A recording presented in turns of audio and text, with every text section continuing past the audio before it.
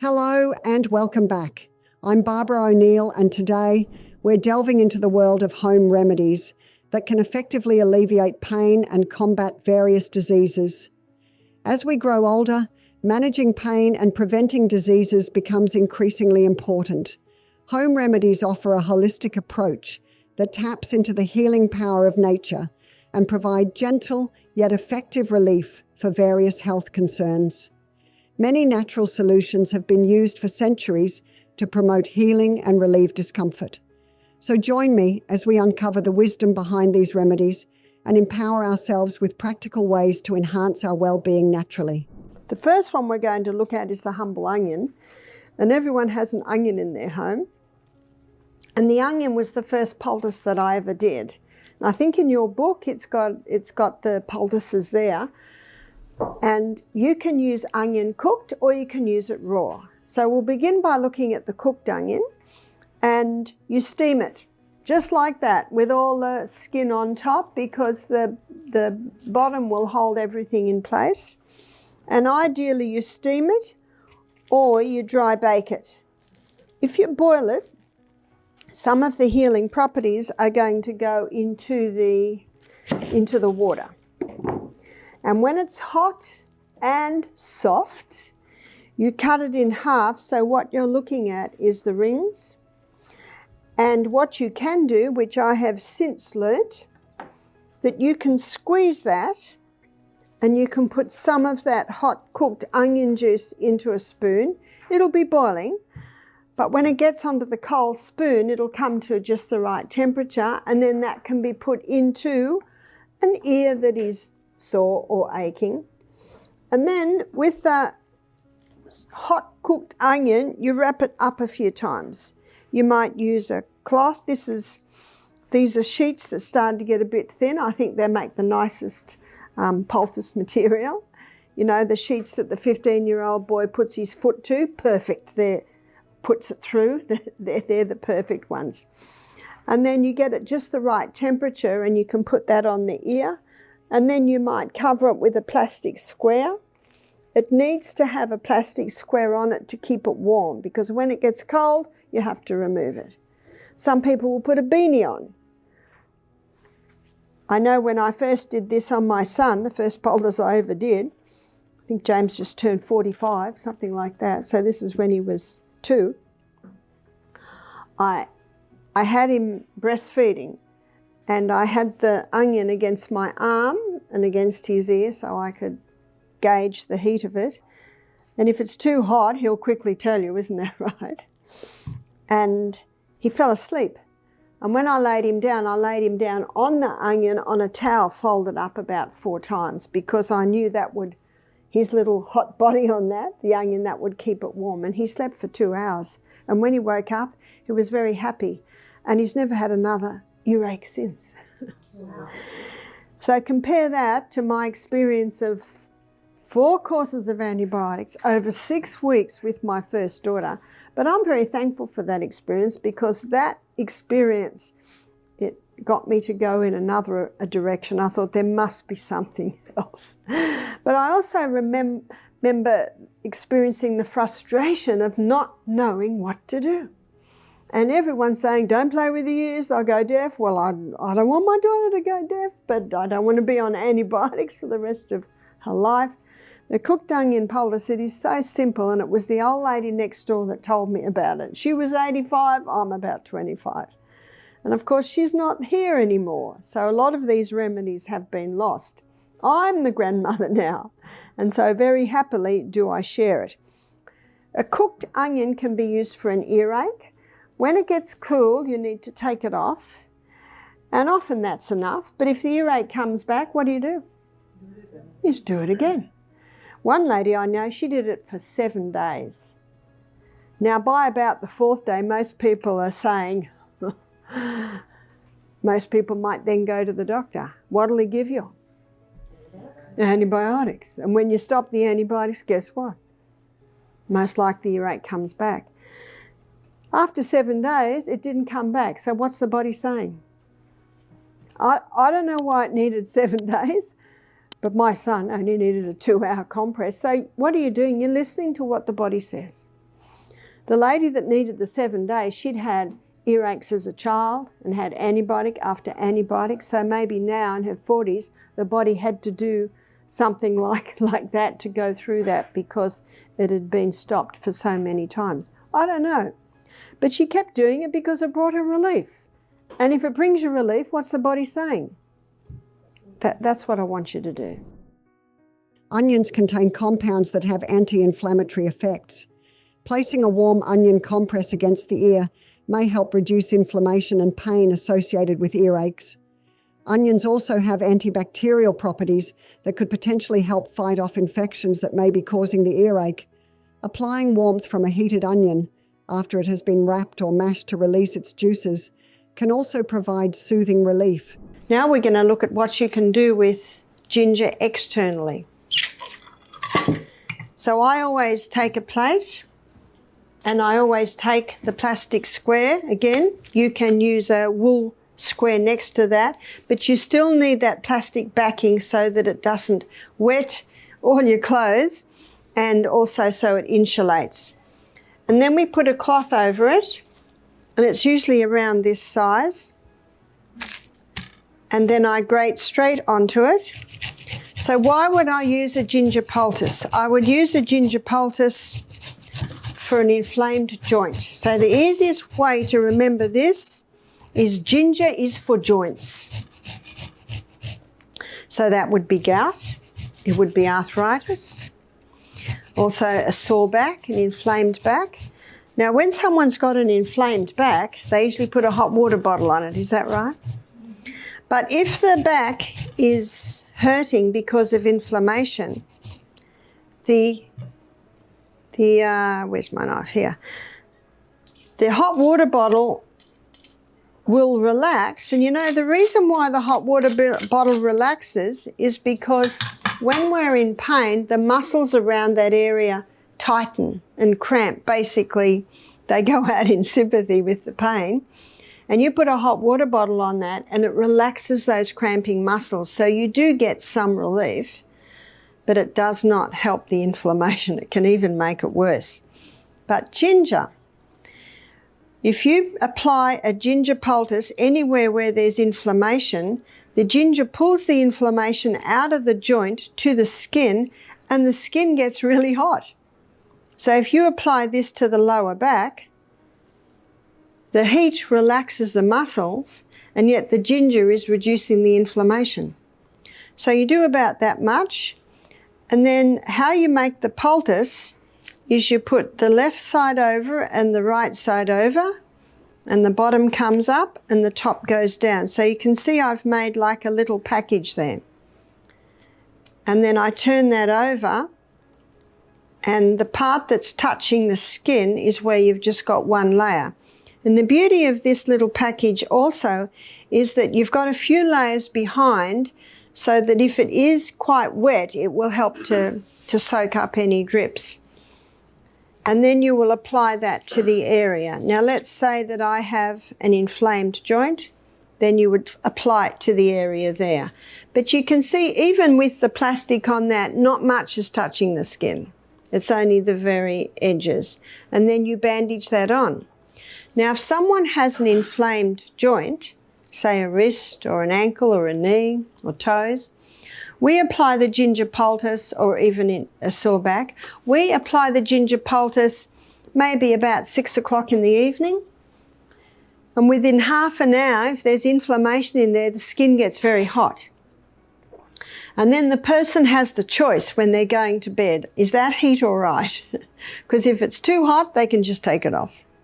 But if it feels good to them, they can go to sleep. If you put it on just before bed and the skin gets really hot, it could wake up and cause discomfort. But when people have gout or arthritis, the heat is usually very, very nice.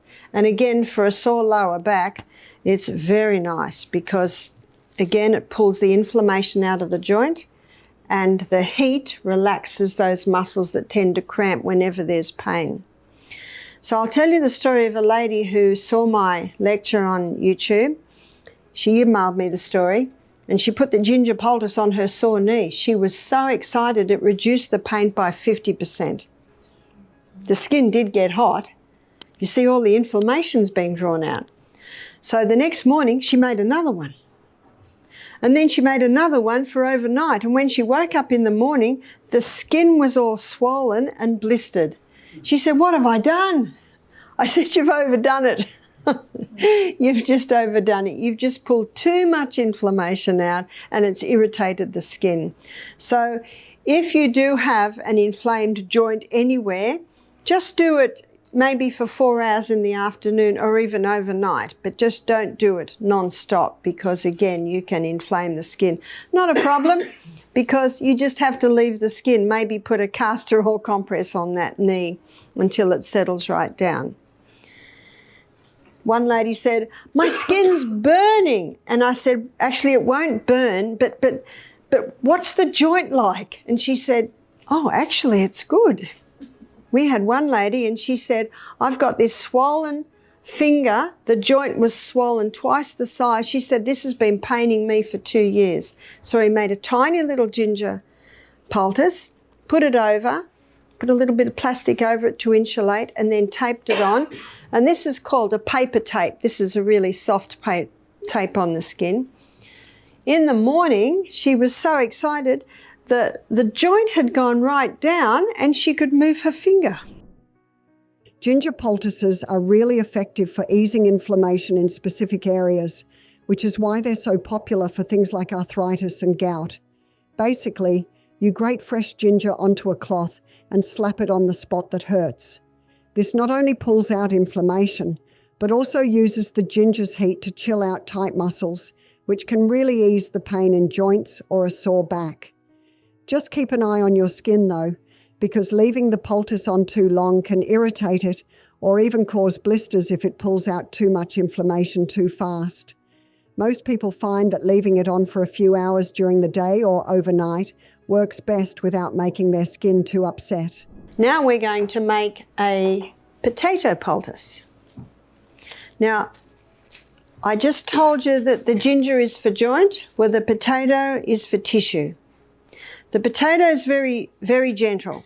Potato can be used on sore eyes, conjunctivitis. So again, we're going to put our plastic down and put our square down and use potato. So potato is used for tissue inflammation. So swollen eyes, sore eyes, red eyes. It can be used for ingrown toenails. It can be used for a splinter that you couldn't get out.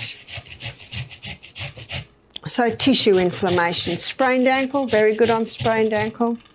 So the lady that had the swollen knee because she did too many ginger poultices, I said to her, put a potato on. Potato is very cooling, so it's great for all tissue inflammation. The potato is also a drawer. So again, you spread that out. My girlfriend rang me one day when this is years ago, when she had babies and so did I, and I could hear her little boy just crying and crying. I said, "What's the matter with Louis?" She said, I don't know what's happened, but his little penis is twice the size. He was 10 months old. What are you going to do? And if you go to hospital, what are they going to do? I said, quickly make up a potato poultice. Any tissue swelling, the potato poultice. So she made up a poultice, maybe about that size. See, it's very cooling. And she laid it on the area. She put his nappy, you call it a diaper. And the little fella, within 5 minutes, it must have really soothed it, he fell asleep. You see, that just soothes any tissue that's swollen. She said he slept for 2 hours. What does that tell you? He's not in pain anymore. She said when he woke up, he was happy. She quickly changed his nappy or diaper and everything was back to normal. Now, sometimes you don't know what it is. Just, if in doubt, just use that grated potato. So what would it have been? Well, her little boy was crawling around the floor of their hippie home. You don't know whether he got a little bit of dirt in there or whether there was a bite. Sometimes you don't know, and you're not going to play around with that area. So can you see with the ginger, you would never put the ginger on tender areas, but the potato is very soothing and cooling. You would do that. I'll tell you the most remarkable story I've had with the potato. When I lived in the rainforest, there was a guy who lived on our property at the end of our paddock, you call it a field, in a caravan.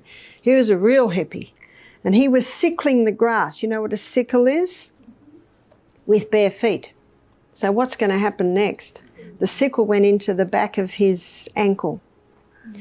Now, I heard about it, but I didn't see him for a few days. And one of the guys said, have you seen Chris? His foot's up like a red balloon, and there's a red line going up his leg.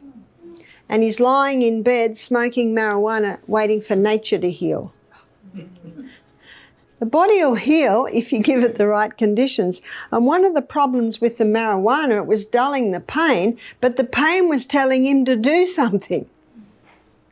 So I said, well, we'll bring him up. So they brought him up, and the first thing I do, and Vanessa will show you this tomorrow night, I got 2 buckets of water, one hot, one ice cold, and I put his foot straight into the hot water.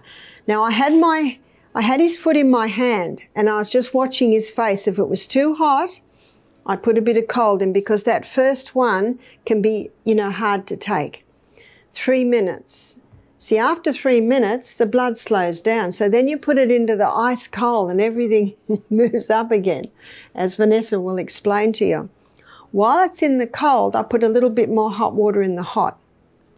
And then so 30 seconds in the cold, after 30 seconds, things are slowing down. So you bring it back into the hot.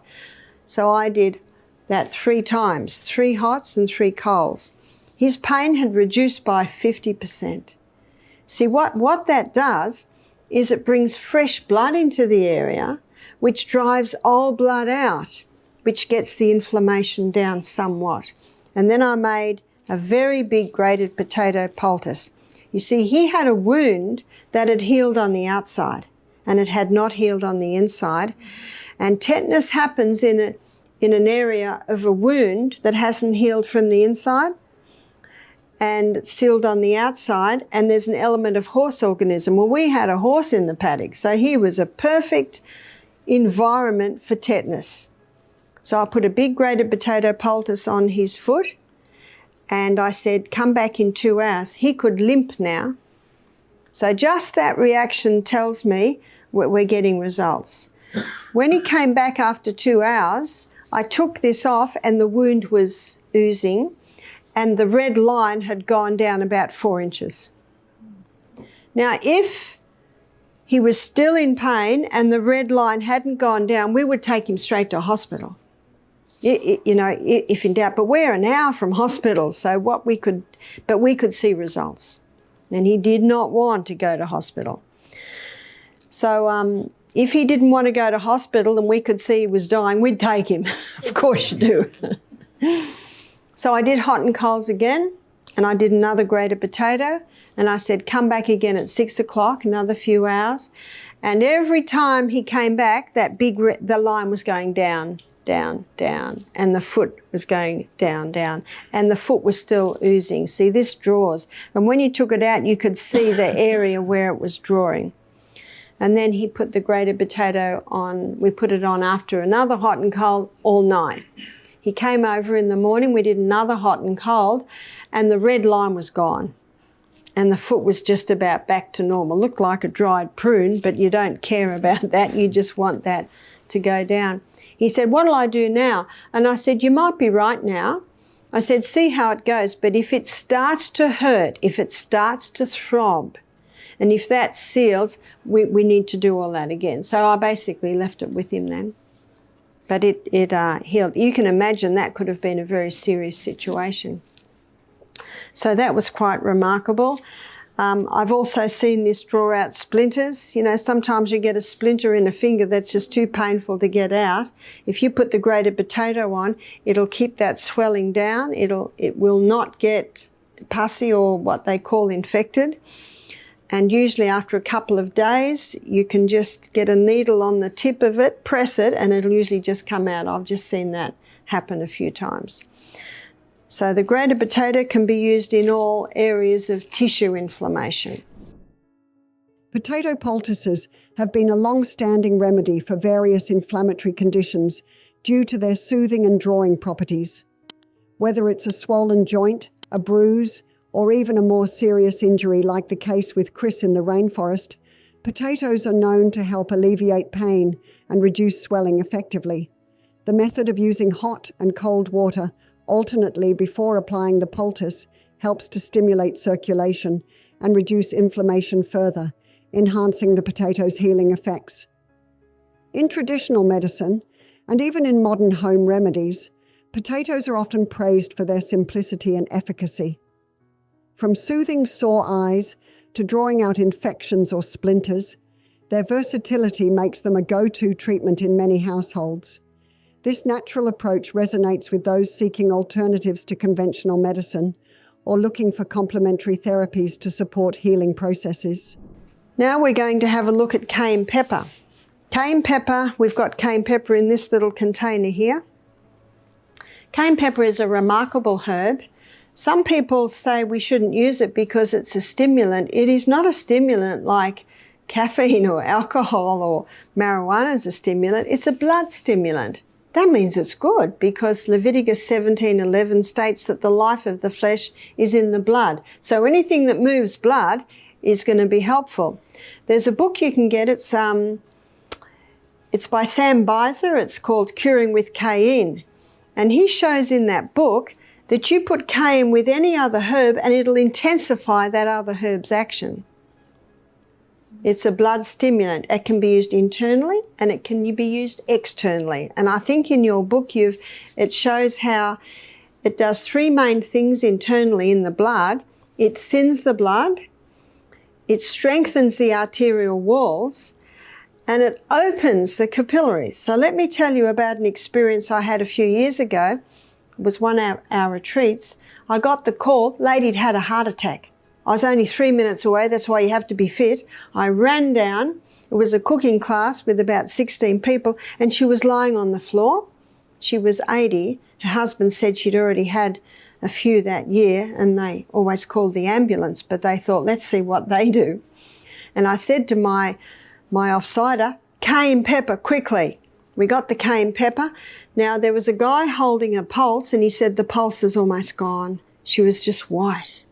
So I don't know how much I got. You're just in a hurry. So I think I got about half a teaspoon, put it straight in her mouth. She was half conscious, gave her a little bit of water to drink. The guy holding the pulse yelled out, the pulse is strong. This would have been 2 minutes. And you could feel that pulse come back and all the blood came back to her face. She sat up and said, what happened? Everyone around was going, whoa.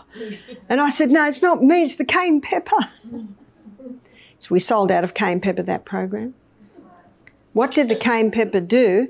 It thinned the blood, it opened the capillaries and got a dramatic delivery of blood through the whole body. Remember, 1 minute for 1 drop of blood to go around your whole body. I have read about it, but then I actually experienced it. So cayenne pepper can also be used to boost hydrochloric acid. You take it in internally, it'll boost digestion. Cayenne pepper can also ease a sore throat. Remember, it's in the flu bomb. It might give it initial tingle, but then when that tingle settles down, it eases it. Some people take or are told to take aspirin for a blood thinner. In fact, I have read where it is recommended that anyone over the age of 50 should be on half an aspirin a day. You might have heard that. Well, what the research is showing today is that aspirin causes stomach bleeds. It's the number 1 cause of stomach ulcers. It causes brain bleeds and eye bleeds. That's what the recent research is showing.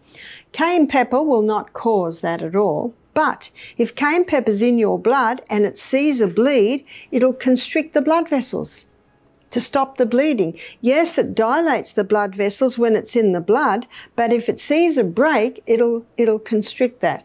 Beautiful illustration of Psalm 104 verse 14, that God gave herbs for the service of man. Remember? They're there to serve you. Where would you like me? What would you like me to do? Thin that. Seal that. That's the cayenne pepper.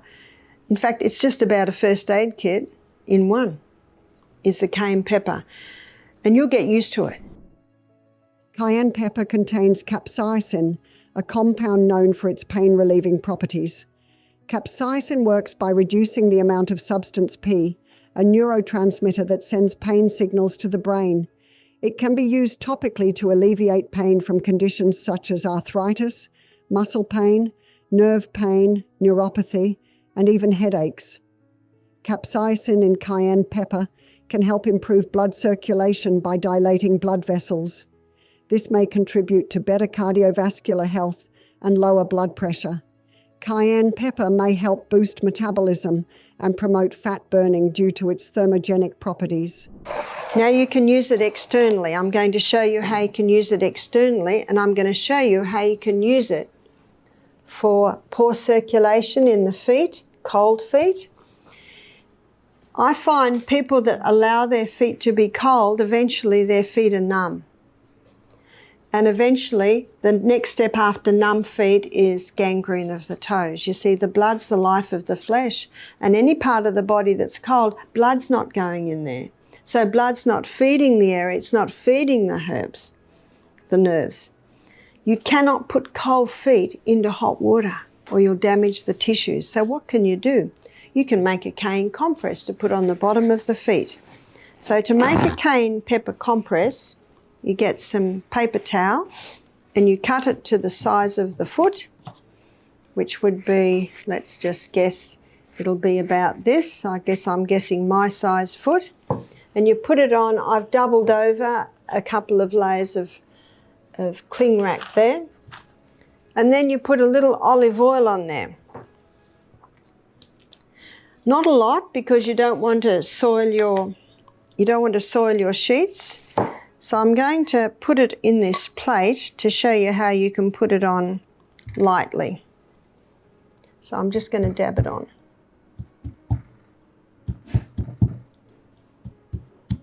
The reason why I'm putting olive oil there is in a minute I'm going to sprinkle the cayenne on it, and this causes the cayenne to stick to it. So it's really just there for the cayenne pepper to stick to it. Now that's about the right amount.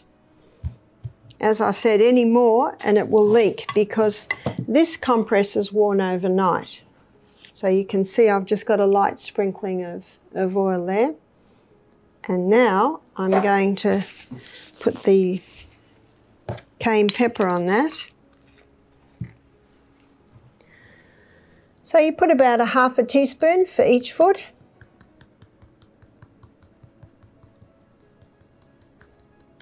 So that's about half a teaspoon. So you can see the way I'm holding it up, the cayenne pepper is now sticking to the paper and the foot goes straight onto that. And then you put a sock on and leave it on all night. If I put that on my foot, by 4 in the morning, I'm waking up wanting to rip it off because my feet are so hot. But if someone has no feeling in their feet, or if someone regularly has cold feet, often by morning they're feeling a little tingle.